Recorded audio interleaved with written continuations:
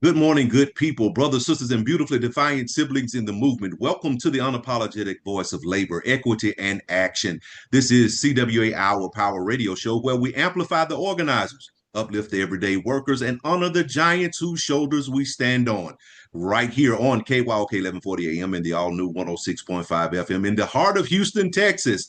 If you're rolling through H-Town or just fired up anywhere in the world, stream us live at kyokradio.org on the CWA Strong app or catch the replay anytime by searching CWA Hour of Power on your favorite podcast player, because this space, this time, it's about us. That's right. It's about us. We're talking union contracts, organizing victories, labor rights, human dignity, fair pay, and bold everyday resistance to injustice in every form. So whether you're on the job, in your car, at your kitchen table, or deep in the fight, lean in. Honk your horns if you stand with workers. Throw a fist up if you know your worth. Joining me today are the fire starters and truth tellers, Sir Reginald Small, Timmia Wiley, Tay Akins, David Marshall. So buckle up, beloveds, because the power we build together, that power is ours. Let's get into it. Our union voices are ringing in every district from Alaska to Maine, Texas to Minnesota, Canada to Puerto Rico, because we don't play at CWA. Our union brothers, sisters, and siblings at the Pittsburgh Post-Gazette have been outside striking for 2 years on the picket lines, and yet while they're striking, they're still churning out the news with facts for you and me. Let's show our support to them by making sure we subscribe to unionprogress.com. Once you subscribe to this free publication, how about going over and donating to their strike fund at cwa.org/PPG-donate. Now, family, before we dive into today's labor, human rights, and civil rights conversations, we want you to grab your tea and let's sip for a little while. Because now it is time for Tea with Tay. So today's flavor is respect. So sitting in today for Tay is Timmia Wiley, and Timmia is going to pour us a hot cup of RESPECT. Good morning, Timmia. Good morning, Errol. Good morning, KYOK listeners. Today's Tea with Timmia is hot, but it's necessary. We're talking about something that touches every workplace, every single meeting, and every moment. As Errol said, that is respect. Because the truth is, solidarity starts with respect. And if we're going to build a union strong enough to lift us all, we have to start with the small things that tear us down. Today, we're going to talk about microaggressions, those little comments, those side glances, or jokes that cut deep, even when folks swear they didn't mean anything by it. Let's be real here, y'all. Let's be real. Microaggressions aren't micro at all. They're small, only in size, not in impact. Because over time, those small digs, assumptions, and dismissals, they pile up like bricks on your back. You hear someone say, "You're so articulate. You don't look gay. You're pretty for a Black girl. You're not like the others. You're so strong. I don't know how you do it."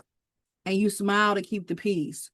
You swallow that discomfort because you don't want to be labeled too sensitive or angry or difficult to be around. But the truth is, those so-called compliments are built on biases. They carry messages that say you don't belong here, or you're the exception, not the standard. I've heard stories from our members. A sister in a local says her ideas get ignored in a meeting until someone else repeats the same thing 5 minutes later, and suddenly it's genius. I think we've all had situations like that. A brother with an accent constantly being asked, "Where are you really from?" A young worker being told, "Slow down," because their energy makes people uncomfortable. And a trans member who's been misgendered more times than they can count. Those things might seem small, but they chip away at your sense of belonging, almost like death by 1,000 cuts. And when they happen over and over again, that micro turns into massive. In our union spaces, this is a conversation we have to keep having, because solidarity means nothing if folks are being quiet, sliced apart by words that dehumanize them. CWA is built on respect and dignity for all workers, but that means we have to do more than just stand stand shoulder to shoulder on the picket line. We've got to stand heart to heart in how we treat one another every day. You can't just fight for justice in the streets and then turn around and ignore the injustice in the break room. You can't preach about union family if you're cracking jokes that make someone feel small, invisible, or othered. That is not solidarity. That's selective empathy. And that selective empathy, it weakens our movement. Our contracts talk about respect, dignity, and harassment-free workplaces. But that just doesn't just mean the big, loud, obvious discrimination. It also means the quiet stuff, the bias that slips through our jokes, our assumptions, and our habits. If you can fight for fair wages, you can fight for fair treatment in how we speak and listen to one another. Because words are working conditions too. Here's the truth about all of this. Microaggressions often come from people who mean well. That's why they're so sneaky. But intent does not erase impact. You might not mean to hurt someone when you interrupt them in a meeting, talk over their idea, or repeat what they said like it's brand new. But the impact of that, it's them feeling unheard, unseen, and undervalued. And let me tell you something. When you silence voices that bring new perspective, you weaken the power of the union, because diversity in thought, experience, and background makes us stronger, not weaker. Whether it's a woman being talked over, a trans member being misgendered, a disabled worker being overlooked, or a younger worker being dismissed, microaggressions show up everywhere. And when we pretend that they don't matter, we silence the people whose voices we need most in our movement. We all have biases, every single one of us. The goal isn't perfection, it's progress. So ask yourself, when was the last time I made someone feel unseen without realizing it? When was the last time someone's silence in the room might have been exhaustion, not agreement? That's not guilt work, that's growth work. That's where solidarity truly begins. So what do we do about it? Number one, listen. When someone tells you, hey, that comment didn't sit right with me, don't get defensive, get curious. You can't tell anybody else how to feel. Number two, reflect. Apologize when needed. Learn better. Do better. Every time you choose humanity over ego, the movement grows stronger. Number three, you want to speak up. If you see it, say it. Silence is a soul where bias grows. You don't have to come for somebody harshly, but you can interrupt the harm. You can say, hey, let's not use that word, or that joke isn't right. That's not being too much. That's being union strong. So here's your challenge for the week. Listen for the moments that make the room go quiet. Notice who isn't speaking and use your voice not to speak over them, but to make space for them. That's how we build the kind of solidarity that doesn't just go in speeches. It feels good in practice, because solidarity starts with respect. Microaggressions are like paper cuts. One or two you might brush off, but imagine getting cut every day, at work, in meetings, at lunch, during training, and being told to just toughen up. Eventually, those tiny wounds become scars that shape how you see your workplace and how you see yourself. But here's the beauty of solidarity. When we start treating each other with care, we learn, unlearn, and heal together. We stop the cutting and start the mending. Because every time we choose compassion over comfort, every time we choose to learn instead of defend, we bring the labor movement one step closer to liberation. So yeah, that's the tea for today. Check your words, check your heart, and check your silence. Let's make sure our union halls, our work sites, and our communities are places where no one has to shrink to fit in. Remember, power doesn't come from pretending we're perfect. It comes from the courage to grow together. This is your tea with Timmia. Solidarity starts with respect. We sip slow, think deep, and show up for one another. Please stay grounded, stay gracious, and always stay union strong. Back to you, Errol. Come on, Reginald Small. I see you got something to say. I do, because you can't pour a steaming cup of tea like that, covering so many things, and expect me to be silent. So, Timmia, tea with Timmia today. Thank you for all of that. I just want to say something. And it's kind of funny. You're talking about coming for, when someone thinks that you're coming for them and harshly and all of that. And we talk about this all the time, and we talk about biases, but we also talk about sensitivity. We talk about things. About establishing safe places to better understand each other. And so that we're not so sensitive and silence people, we've made great strides. And I just want to expound upon this a little bit of creating safe spaces so that people can ask the questions Yes. instead of jumping people when they come and say, okay, I'll specifically talk about an accent. I could be asking a taxi driver, oh, your accent is interesting. Where do you come from? Well, that's because I'm a traveler and I like to talk about different places. But now we're in an environment that you can't say that because you're going to get jumped, or maybe I'm not asking the question right. So I think it's really, really important, especially in a union context. I'll put it that way, that we continue to create safe spaces in our committee meetings, in our general meetings, that we can talk about these controversial and sometimes sensitive topics so that we can better understand the differences in people. You talked about misgendering. That's something that we actually have in a whole class. Misgendering can be unintentional, but the problem comes when it's very intentional. So anyway, Timmia, what a wonderful topic. What a nice steaming pot of tea that you poured this morning, Thank and so you. much that we could talk about there. Thank you. Absolutely. Maybe we need to come back on next week and make this a show where all of us can talk about this. Is that what you're trying to say, Mr. Small? I think because I mean, I think you covered about 18 different things here. I made 18 different notes here that I just can't talk about today, but it's very interesting. And yes, we probably could come back and dwell a little bit on that, because anything that diminishes collective power right now today in our environment is worth talking about. We need to deal with it. All right. Absolutely. So, We yes. only as strong as our weakest member. That's correct. Mm-hmm. Mm. Now, keep that respect flavor in your cup, because coming up next, I want to spotlight Emma Watson. Today, we're highlighting an actor who used her fame to spark global conversations about gender equality, Emma Watson.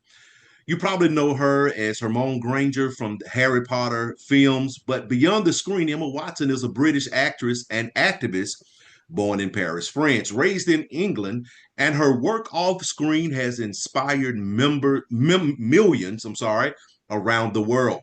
In 2014, Emma took on a role that was bigger than any movie. She became a UN Women Goodwill Ambassador. She launched the Her for She campaign, inviting men and boys to stand alongside women in the fight for gender equality. Her message was clear: gender equality isn't just a women's issue, it's a human issue. Her speech in the United Nations went viral because it wasn't just words.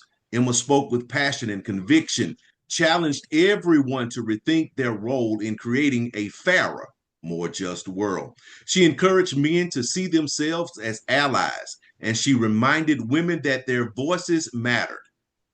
Emma Watson has continued her advocacy, addressing topics like equal pay, education for girls worldwide, and the representation of women in media. She uses her platform to lift up others, showing that celebrity can be more than fame. It can be a force for change. What makes Emma Watson remarkable is how she turned her privilege into responsibility. She could have stayed in the fantasy world of movies, but she chose to step into real world challenges, inspiring millions to believe in equality, justice, and the power of their own voices. So today we honor Emma Watson, British actress and global activist. She proves that courage, compassion, and commitment can take you far beyond the screen, and that one voice, when used wisely, can make a world of difference. You're listening to KYOK 1140 AM and the all-new 106.5 FM. If you're on the go, you can take us with you by visiting kyokradio.org and pressing the Listen Live option.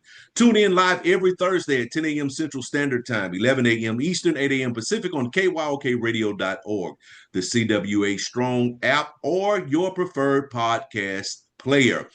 Apple Podcasts, Spotify, YouTube Music, iHeartRadio, Podchaser, and Amazon Music. Search for CWA Hour of Power on your favorite podcast player. Like and follow us on Facebook and Instagram at CWA National Human Rights to stay connected. Share your thoughts and join the conversation.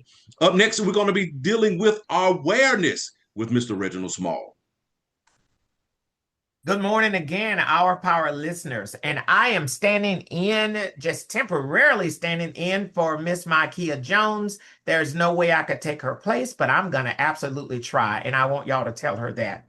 And we're getting ready for Halloween. It's one of Mikeya's favorite times of the year, as little goons, goblins, angels, superheroes, and all your favorite characters get ready to hit the streets. We've got a new friendly reminders to make this spooky season safe, fun, and of course, sweet. First, let's talk candy. This year, we're encouraging everyone to buy union-made candy products. When you do, you're supporting hardworking folks right here in America who make those treats we all love. It's a small choice that makes a big difference for families and communities. Next, a safety reminder for all our little goblins. Turn your porch lights on. This signals that your home is ready for trick-or-treaters, and it helps keep our little ones visible while they're out collecting candy. And for all the parents, guardians, and neighbors listening, keep an eye out. Please keep an eye out for our little monsters, from mischievous ghosts to tiny superheroes. Everyone deserves a safe and happy Halloween. Make sure costumes are safe and visible. And remember, a little caution goes a long way. So this Halloween, let's support Union Candy, turn on our porch lights, and watch out for our favorite little characters roaming the neighborhood. Let's make this spooky season sweet, safe, and full of fun for everyone. Happy Halloween from CWA, Our Power. You're listening to KYOK 1140 AM and the all-new 106.5 FM. If you're on the go, you can take us with you by visiting kyokradio.org and pressing the Listen Live option. Tune in live every Thursday at 10 a.m. Central Standard Time, 11 a.m. Eastern, 8 a.m. Pacific on kyokradio.org, the CWA Strong app, or your preferred podcast player. Apple Podcasts, Spotify, YouTube Music, iHeartRadio, Podchaser, and Amazon Music. Search for CWA Hour of Power on your favorite podcast player. Like and follow us on Facebook and Instagram at CWA National Human Rights to stay connected. Share your thoughts and join the conversation. Up next, we're going to be talking about voter registration, access or obstacle. So today's episode, we're going to be unpacking how systems built to protect democracy have also been used to block it, especially for working people, students, and marginalized communities. So we're inviting all of our hosts this morning to jump right on in. And I see David is ready now. So come on, David, talk to us. Hey, good morning. Good morning. Errol, you're absolutely correct. I think most of us think, as voter registration is something simple. We fill out a form, you go in, check a couple boxes, and boom, you're in. But historically, registration laws were designed as barriers. There's been everything from literacy tests to paying poll taxes to ID laws. And even today's proof of residence rules, they all came out of the same rule book, the same playbook of exclusion. Mm-hmm. And that's not just history. That's really, we're really just talking. When folks move for work, when they change apartments, or when life happens, re-registering can feel like a whole other job. And that's the point. Some states count on the confusion to keep certain voters from showing up. You're absolutely right, Errol. It's like the system banks on burnout, especially for workers who are already feel stretched thin. And when your day is spent trying to make ends meet, voting can start to feel like a luxury instead of a right. And really, to me, that is the dangerous part because when everyday people get locked out of a system intentionally or not, that's another matter. Decisions are actually made without us. You're right, and we've been talking a lot about voter registration barriers, but let's really be real for a minute. Too often, we only get fired up every 4 years when the presidential race rolls around. But the truth is, the elections that hit closest to home aren't the ones in DC. They're the ones right in our own town, right down the streets from us. Well, you're exactly on point. The local elections are so important because they decide things like who sits on your school board, who manages your city's water system, who sets property taxes, they who controls housing policy. They decide who funds or defunds your local libraries, public transit, your healthcare systems, and even your local labor rights enforcement. You're absolutely correct. And when we stay home on those local elections, the corporations win by default. And they're depending on low voter turnout because when working people, union members, and marginalized communities don't vote, the power shifts right back to the money instead of the people. And I know I'm talking Exactly. good this morning. Listen, you saying a word right there, brother. Because think about this, the folks writing the laws about your wages, your benefits, your voting access, they often start their careers in these local offices. So why don't we show up locally? We're giving up the foundation of national changes before it even begins. Even down to the judges, who are the people presiding over the sentences that people are getting? Those are your local elections. But I'm gonna go ahead, Reggie. I'm sorry. I know Well, you. it makes me think to me, who's actually educating the voter? I mean, shame on us You're that right. we're not doing a better job. And I'm not saying we're not doing a job, but to do a better job with educating people on the purposes of voting and putting as much energy in the local elections as we do in the national presidential elections.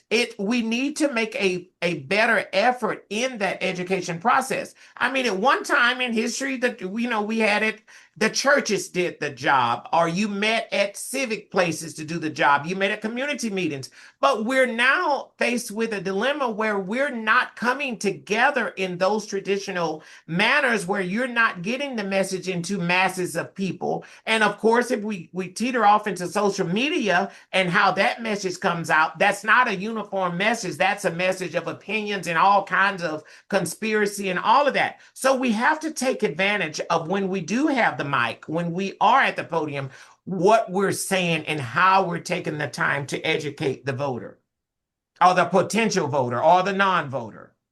Right.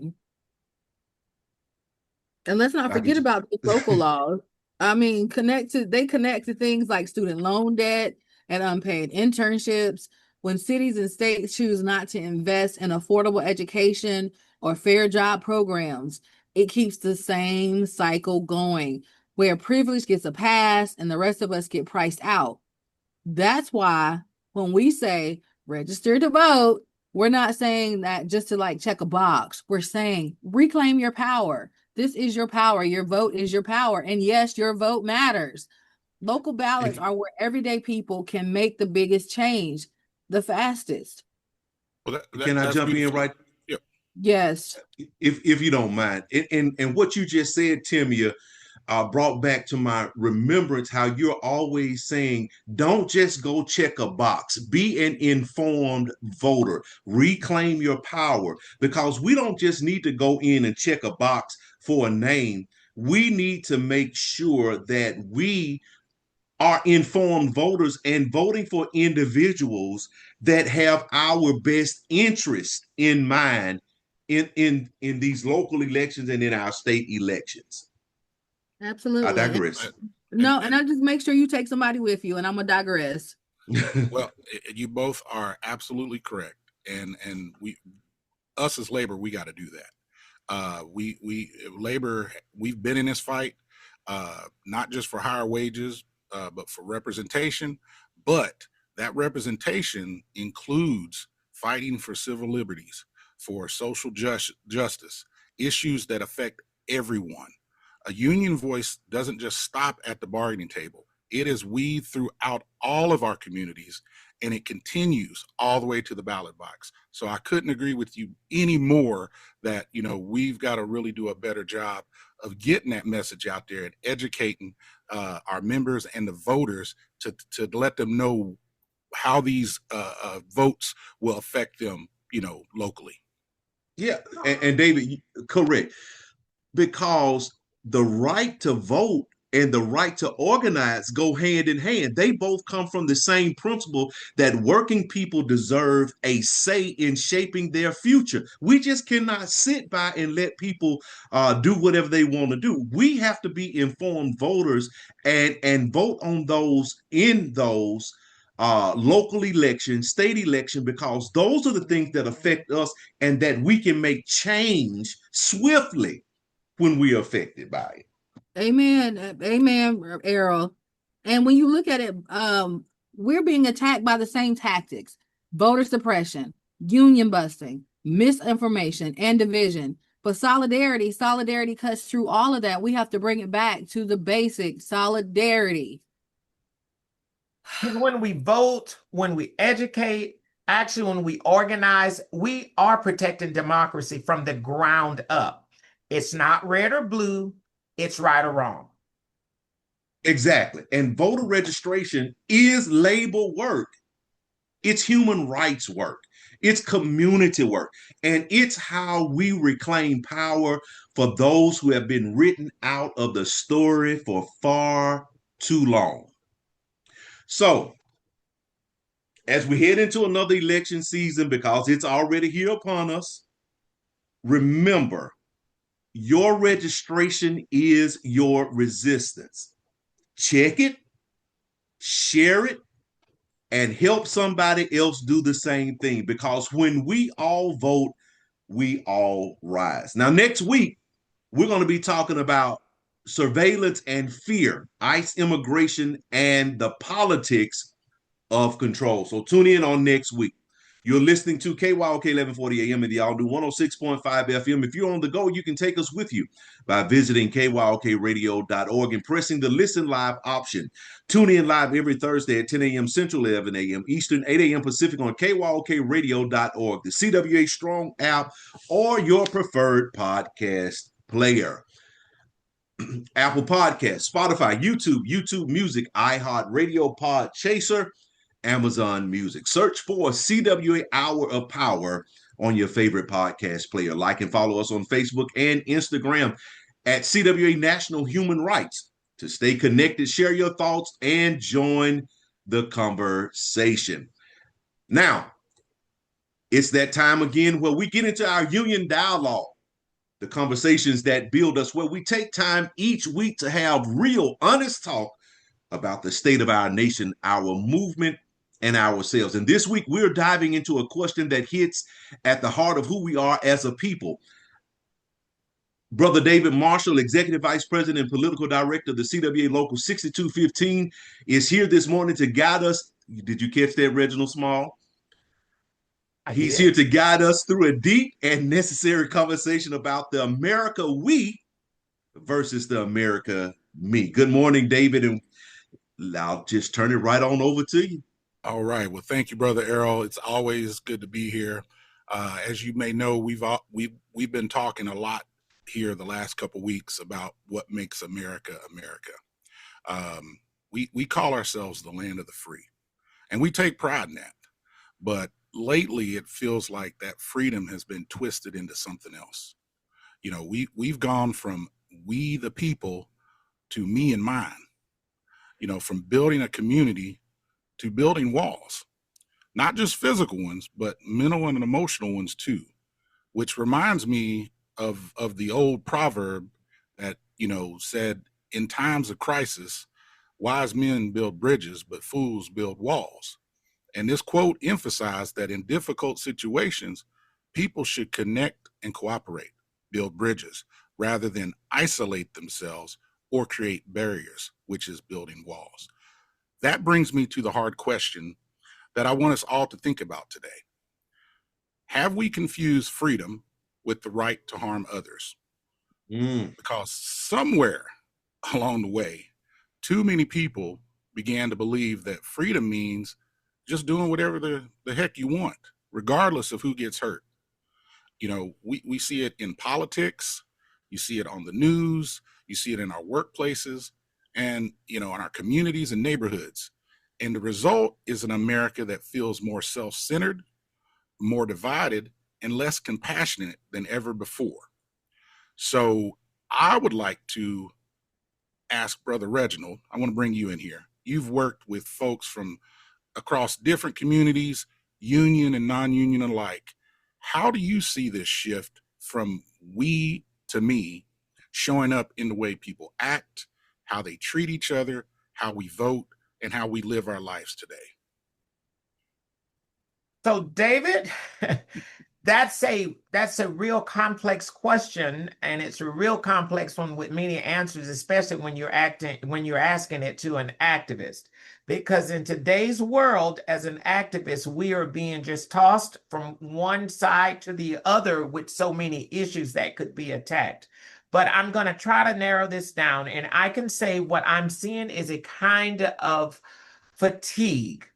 People seem to be so focused on surviving that they forget that we actually survive together, that they're not actually alone in the fight, that there is a whole community, or should be a whole community, and in some cases a whole union of people that should be are actually standing with you. So we've actually got a culture now that celebrates the grind and the hustle, but not the community that keeps folks standing when times get hard. You actually mentioned something, David, in your entry about what our society and what we're built upon. And we're hearing so much now about this, and I'll take two words out of this, the America. You're hearing a lot about America and the greatness in America and how we want America to be great. And I cannot at all disagree with we want a great America. I won't go into making and the again part, but America in great. Let's stop there for a minute. But when our greatness is built upon injuring others, and again, I'm speaking as an activist, a human rights activist, when our greatness depends upon injuring others and knocking others down and taking from others, that is not what I would call true greatness at all. And that concerns me, because greatness, true greatness, comes from within and from a higher power, not from an action of injuring others. So this whole conversation, it spills into politics, where we come with this ideology that what's best for me, that takes priority. What's fair, it takes priority over what it should be, what's fair for us. It's like we forget that our strength was never built on individualism. It was built on unity. So if we keep pulling apart, we all lose. The families lose, the workers lose, and this nation as a whole, we all lose. Well, that was beautifully said, brother. That's some good stuff. That's the danger of us confusing personal liberty with social isolation.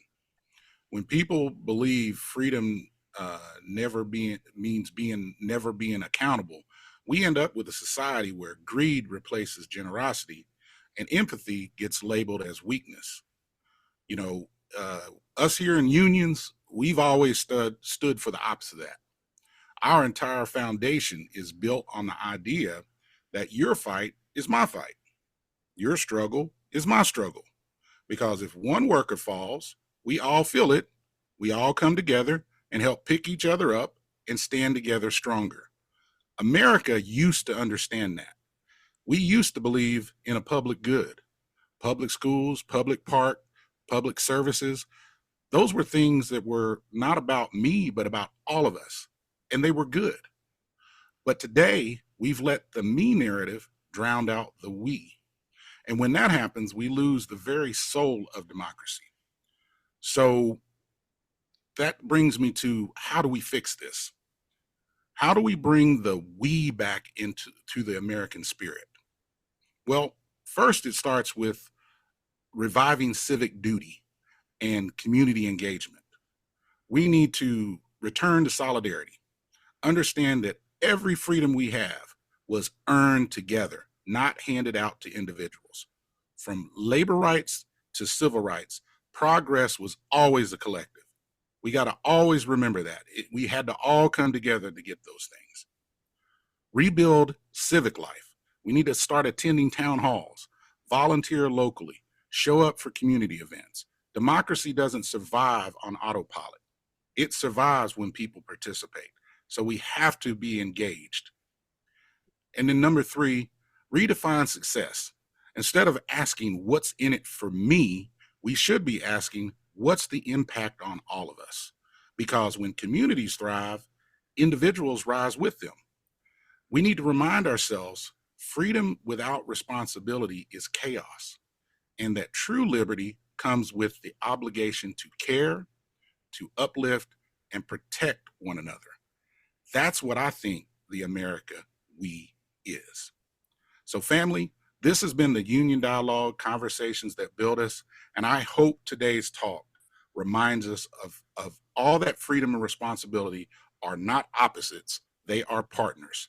And next week, we will continue this journey with a topic that builds right on top of this one, episode 4, Rowing in the Same Direction, how labor, civil rights, and grassroots action can restore unity.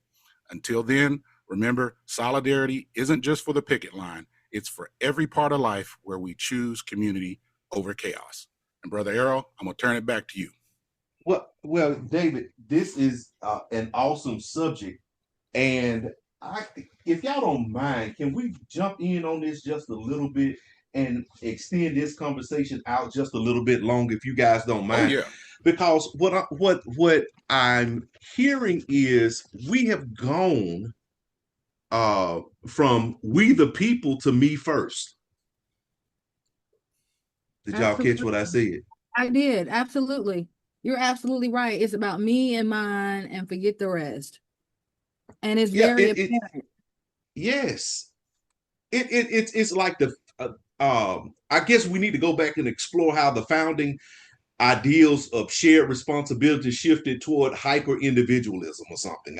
I mean, because we really have gone from we, which is a pronoun, we the people, to me first.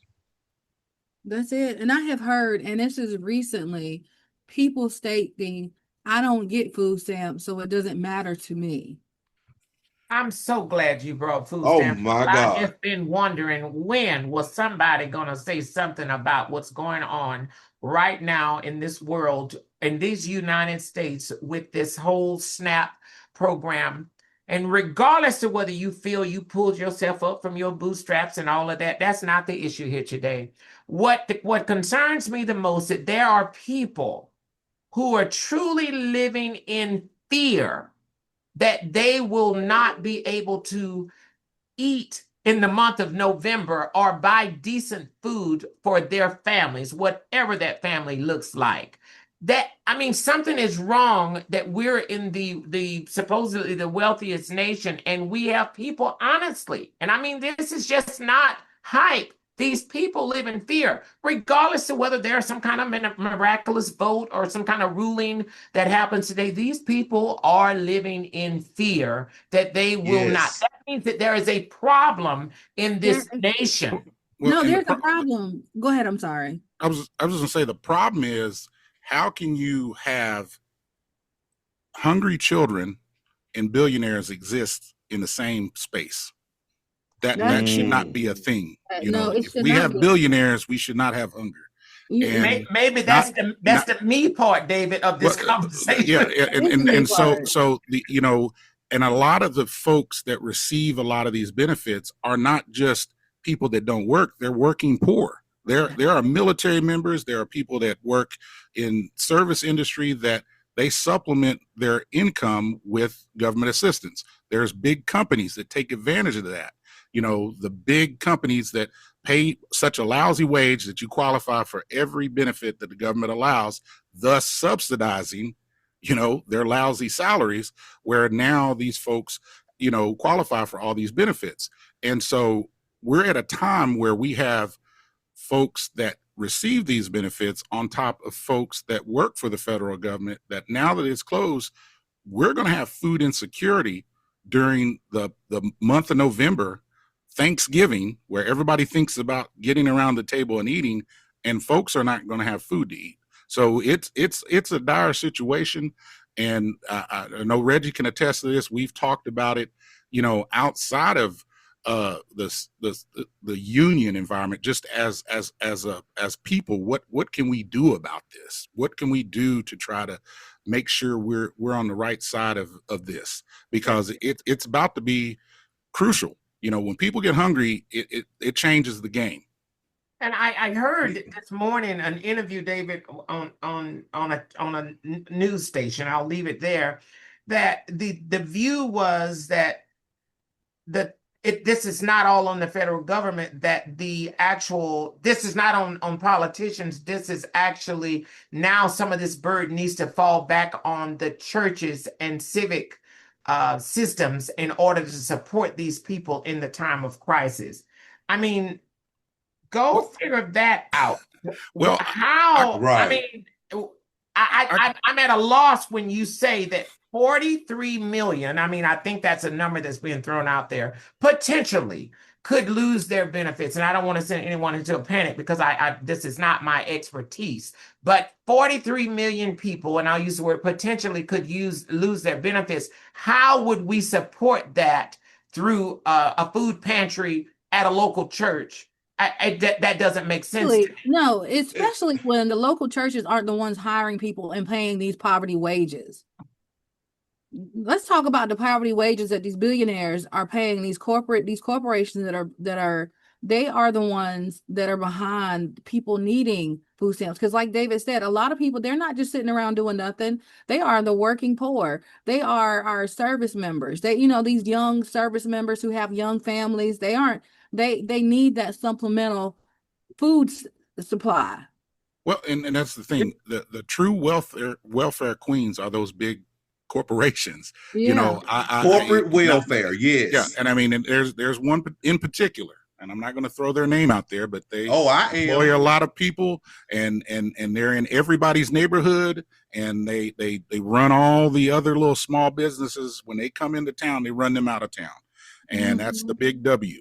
Walmart. Walmart, and they are one of the biggest welfare queens, because not only do they pay such a lousy wage that you qualify for all these benefits, when you receive the benefits, you now take those benefits back to Walmart to buy your groceries and stuff. So they get it twice, and nobody says nothing. They get that benefit twice. And so they're the real welfare queens. So David, are they the me?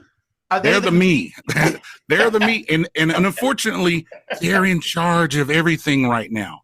That particular type is running the federal government in the House, the Senate, the White House, the Supreme Court. They are in control. And so that's why the we part is so important, because there's a whole lot more of us that's going to, have been poor or poorer due to all this wealth transfer, that we should be able to come together and coalesce to try to, get our fair share. Let me jump in here right quick, because y'all done had y'all say. So let me say this. A little bit.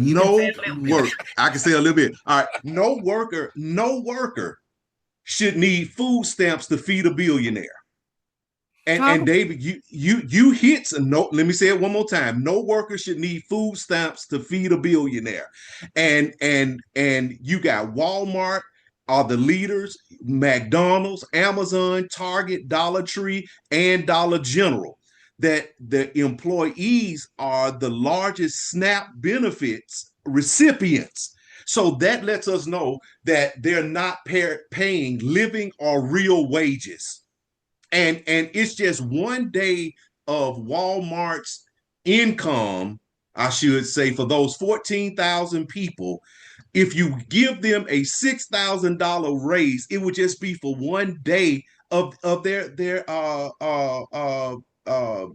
income for Profits. that Yeah. day. Yeah, their profits for that day. Yeah. So it doesn't make any sense. You have all of these billionaires who are getting all of this corporate welfare. They're the highest ones, or they're the main ones getting government bailouts, and then hiding everything, not paying their fair share in taxes. That's When a it. lot of Listen, us are And paying more in taxes than they are. And let me say this, and I'll digress. I saw somewhere that says one individual making $70,000 a year only pays $36 a year for SNAP benefits. Now, what does that say about? right, you know right. what? The cost to fund SNAP and keep 42 million people from starving is $100 billion. 43 million. 43, excuse me, 43 million. The cost of lost revenue due to tax cuts for the richest Americans in the top 1%, 100 billion. One Well, of them is described as welfare, one of them is not. Why is well, that? and they've messaged it beautifully to get us to fight over like things that have nothing to do with anything. You know, how somebody, you know, chooses to live their life is now a hotbed issue, or how they dress, or, you know, their sexuality, or if they want, you know, their body autonomy, you know, their right to choose, or, you know, do with their body as they please. That's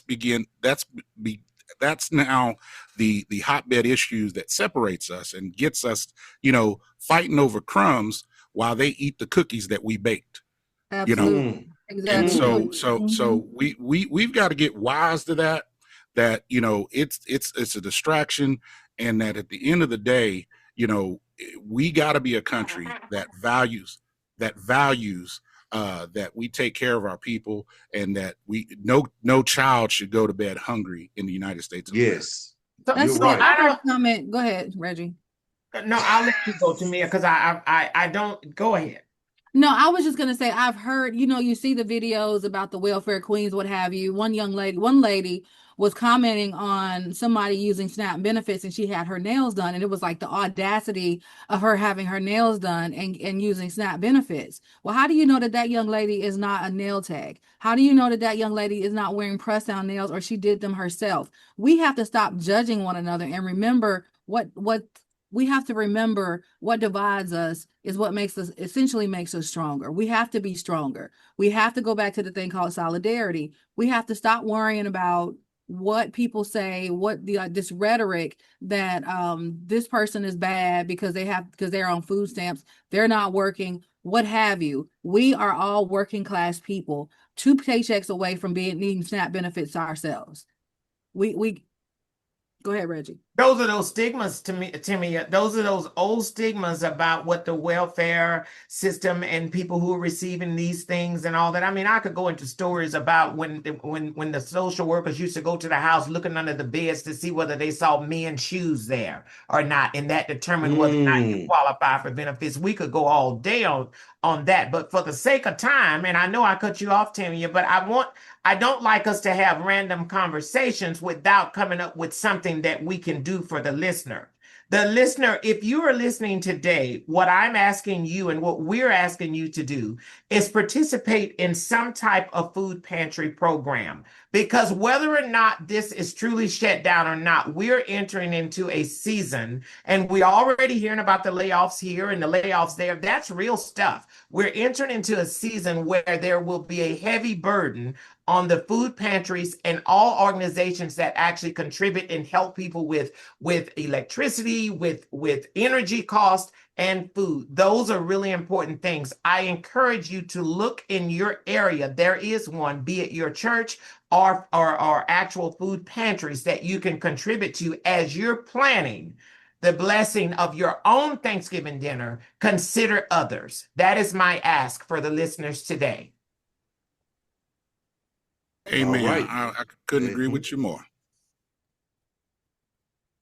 All right. Thank you, David, and thank you, Reginald. That was another powerful conversation.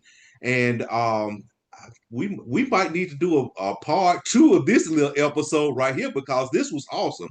So family, um, you just heard the union dialogue conversation that builds us, part of the Our Power radio show. Now, you can catch this episode and all other on Spotify, Apple Podcasts, and your favorite podcast player right here on your favorite community station. So follow CWA Our Power Radio Show on Facebook, Instagram, YouTube to stay connected because these conversations don't stop when the mic goes off. So remember, when we talk, we build, and when we build, we win. You can catch the CWA Our Power Radio Show every week right here on KYOK 1140 AM and the all-new 106.5 FM. If you're on the go, you can catch us by visiting kyokradio.org and pressing the listen live option. Tune in live every Thursday at 10 a.m. Central, 11 a.m. Eastern, 8 a.m. Pacific on kyokradio.org. The CWA Strong app or your preferred podcast player. Apple Podcast, Spotify, YouTube Music, iHeartRadio, Podchaser, Amazon Music. Search for CWA Our Power on your favorite podcast player. Like and follow us on Facebook and Instagram at CWA National Human Rights to stay connected, share your thoughts, and join the conversation. So until next week, keep your heart open and your mind sharp and your solidarity strong. And this is our segment concluding on America We versus America We. Up next, we have Union Buster of the Week, finally, because we had to skip it a couple of times. So now we have Timmia with the Union Buster of the Week. And this week's Union Buster of the Week is from your hometown, Errol, of Birmingham, Alabama. A private equity-backed flatbed trucking company, Montgomery Transport, LLC, has slammed on the brakes for good, filing for Chapter 7 bankruptcy and leaving 1,000 employees jobless overnight.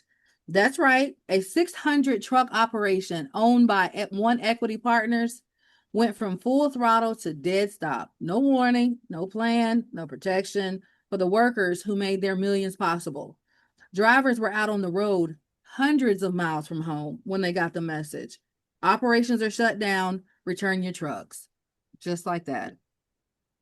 Imagine being halfway across the country hauling freight, doing your job, only to be told that the company doesn't exist anymore. That is what happened to 600 truck drivers and 400 support staff this week. And here's where it gets uglier. One Equity Partners had already decided months ago to exit the trucking business, trying to sell Montgomery Transport to another carrier, P&S Transportation. But when a lawsuit froze the sale, the company's leadership jumped ship, pushing Montgomery straight into liquidation. So instead of Chapter 11, which might have saved jobs, they went with Chapter 7, full liquidation, leaving workers stranded, stressed, and unemployed. This isn't just bad business, it's union busting through negligence. Because when corporations treat workers as disposable, they destroy livelihoods, break families, and weaken the collective power that unions fight to protect. One driver said it best: I poured my heart and my soul into that company. I love the trucking industry. I love the truck driver buddies. I'm sorry, and I'm heartbroken. And this is what happens when profits get prioritized over people. When workers aren't protected by strong contracts and collective bargaining, they're the first ones tossed aside like rag dolls. When the rich make bad business moves, 1,000 workers, 1,000 families just paid the price for corporate greed. The trucking community is stepping up. Other carriers are reaching out to hire these skilled workers, but the message is clear. When corporations fail, it's the workers who carry the load. So to Montgomery Transport and your private equity overlords at One Equity Partners, congratulations. You earn your spot as this week's Union Buster of the Week. And now, guys, I want y'all to remember, when you hear someone say workers don't strike, they should be grateful to have a job. Please remember this story, because the truth is, when companies crash and burn, it's the worker left stranded on the side of the road. think about it. They went and got Chapter 7 bankruptcy. So basically, they've got a government, they've got a handout to undo their business and go on their merry way without saying hi, bye, cat, dog to any of its employees. And that is despicable. Errol, I'm going to toss it back to you before I get on my soapbox. All right, that's no problem. And hopefully those companies that are here in Birmingham are scooping those drivers up to keep them employed. As we come down to the final minutes of the show, our union brothers, sisters, and siblings at the Pittsburgh Post-Gazette have been outside for 2 years on the picket lines. And yet while they're striking, they're still turning out the news with facts for you and me. Let's show our support to them by making sure we subscribe to unionprogress.com. Once you subscribe to this free publication, how about going over and donating to their strike fund at cwa.org ppg-donate. Again, cwa.org/ppg-donate. And I just heard someone shout, when we fight, we win. And you always have to remember, we are one no matter what. An hour is not long enough to be with you, and a week is too long to be away from you. You have been tuned into the CWA Human Rights Hour Power broadcast. I hope something you heard today has inspired you to take action toward creating positive change in the world. Every person has the power to make a difference, no matter how small, and by working together, we can create a world where human rights are respected and valued. So I encourage each of you in the listening audience to reflect on your role in promoting human rights to effect change in your communities and beyond. Know that you are not alone in your quest for a more just and equitable world. When faced with injustice, it can be easy to lose hope and give up. But remember, justice may be slow like the truth, but when it finally comes, it will stand. Until next Thursday, 10 a.m. Central Standard Time, right here on KYOK 1140 a.m. and the all-new 106.5 FM, KYOKradio.org. See you next week.